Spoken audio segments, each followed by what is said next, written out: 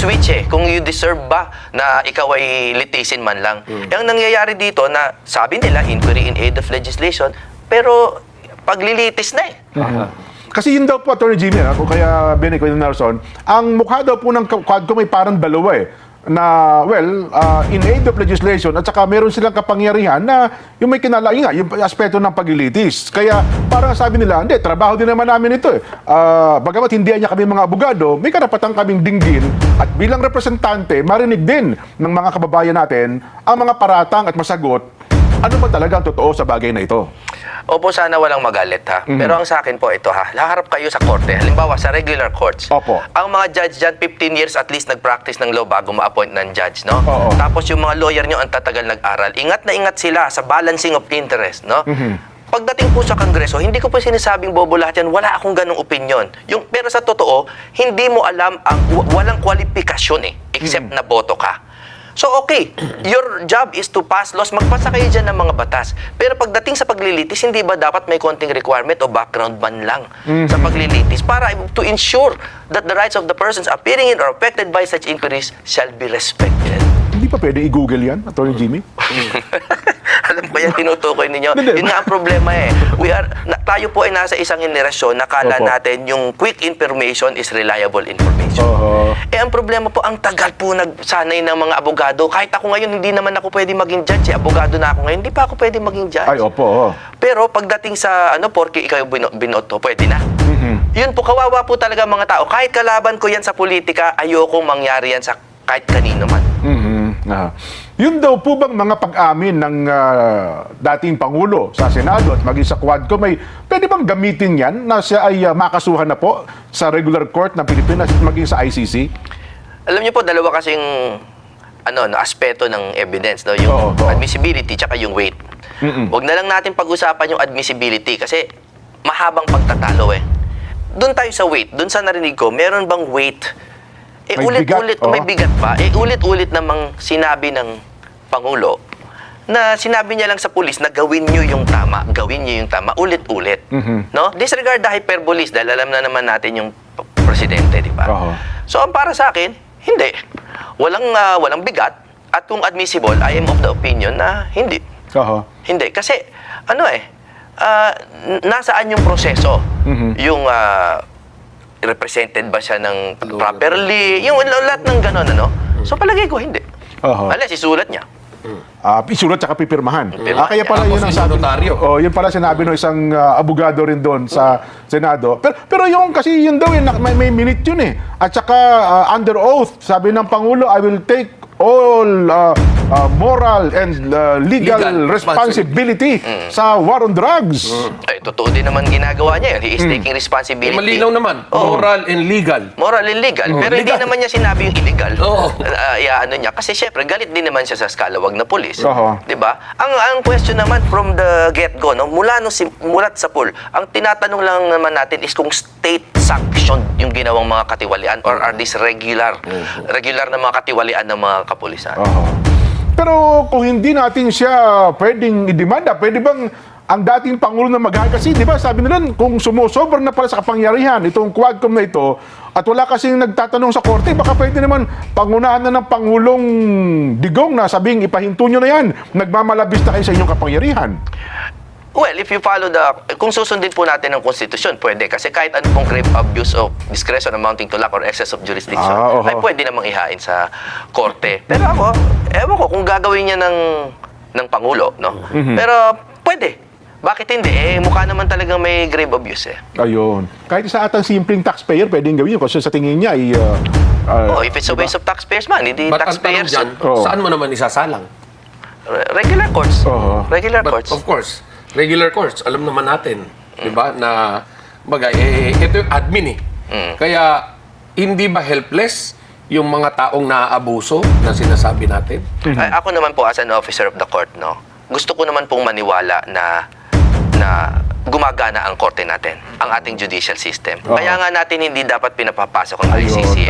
Kasi gumagana naman yung korte. Alam mo, the question lagi is, meron bang mga skalawag? Whether judges o police o kung ano man, syempre meron.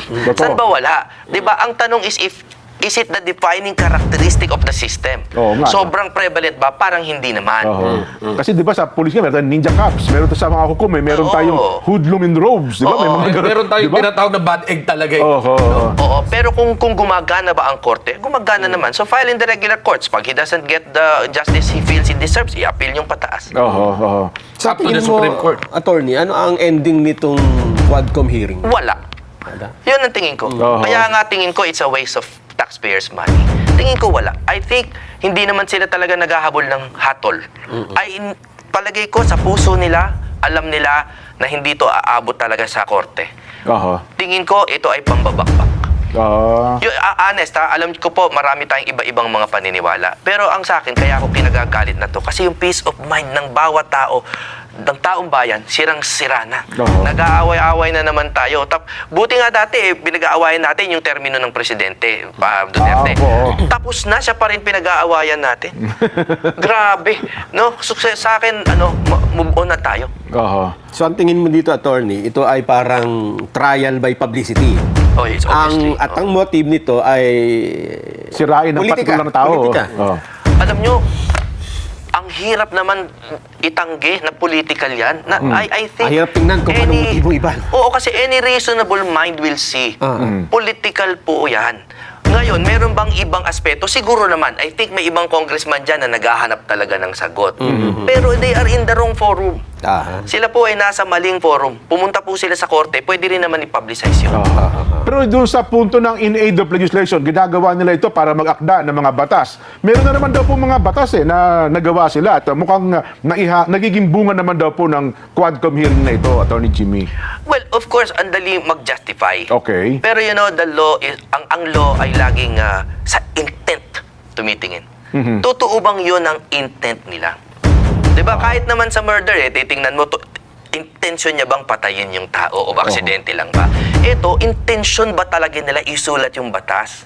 Kaya nga merong yung difference yung homicide tsaka yung murder. Kung correct. nasaan yung intent. Correct. So ito rin, ay gusto ko ibalik yan sa ating mambabatas.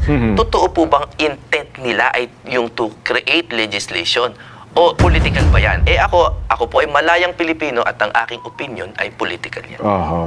Doon sa punto ng mukhang hinihikayat na willing na ang dating Pangulo na papasukin ng ICC sa Pilipinas Diba? At magpapaimbestiga na raw po siya. Ano ang tingin nyo doon? Alam mo, hindi yung tingin ko doon sa mga sinabi niya kasi ginambol-jambol niya medyo as usual, yung kanyang mga chess moves, Pero ako, sa palagay ko, doon tayo sa batas. Wala namang bawal na mag-imbestiga yung ICC. Okay. Iba naman yung investigation sa cooperation.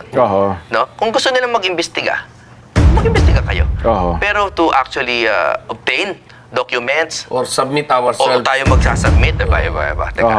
Kasi marami tayong issues tungkol sa Rome Statute na kailangan pag-usapan. Jurisdiction, complementarity, kung ano ibig sabihin ng cooperation versus continued consideration. Kaiba yun.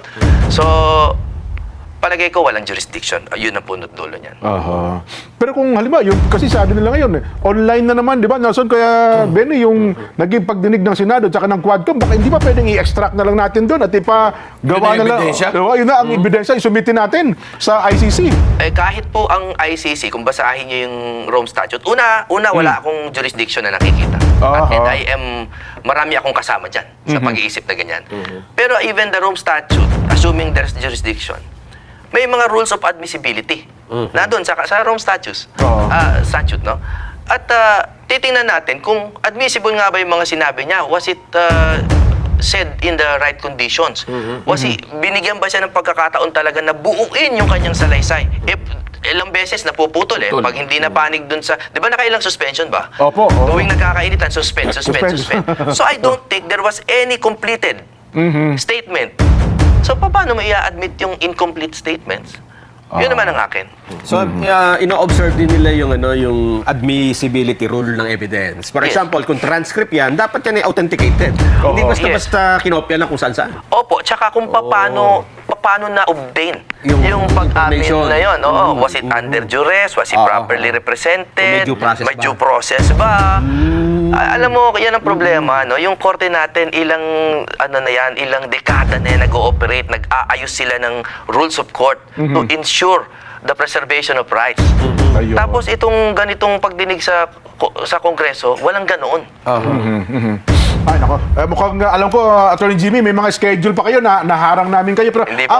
ang balita ko ay meron kayong mga activity, anong tawag ito? Parang bilang singer, no? At mukhang ang kikitain nito ay itutulong nyo po sa tanggapan ng pangalawang Pangulo. Paki-expand nyo nga po ito, Attorney Jimmy. Hindi, kami lang po talaga, hindi po political to. Ito po honest hindi po talaga political to. Matagal na naman akong singer.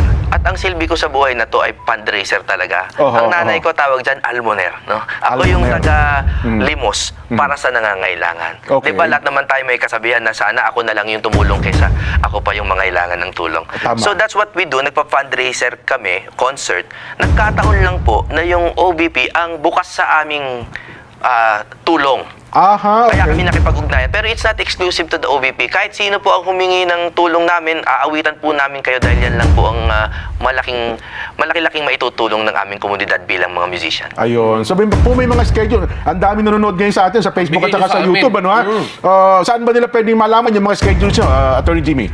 Alam nyo, para simple, puntahan nyo na lang po ako sa jimmybondok.com. Tapos na po, tsaka lahat ng aking mga social okay, media accounts. jimmybondok.com. Opo. Oho. Tsaka yung Attorney Jimmy Bondok Official. Lahat yan. Instagram, Facebook. Opo, at opo. ATTY Jimmy Bondok Official. Kasi po, nandun na po ang laban ngayon. Hindi po ba? Kaya Oo nga. doon na lang po tayo sa Soccer Magkita-kita. Libre po doon eh.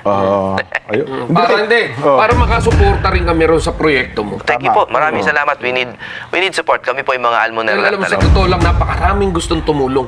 Ay, Hindi tama. lang alam saan padadaanin. Dahil yun na. mahirap ngayon yung tulong. Oo. Pagdaan eh. Nakita mo ngayon, laki ng pondo ngayon eh. Totoo. May dinaanan eh. Bilyon-bilyon.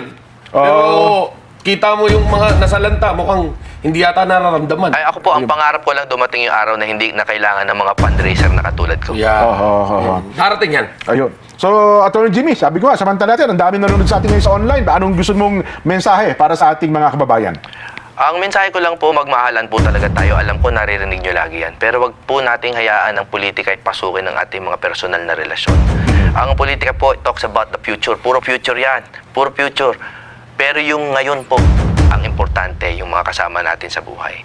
Kaya magmahalan po tayo at wag na tayo mag-away sa politika. Di ba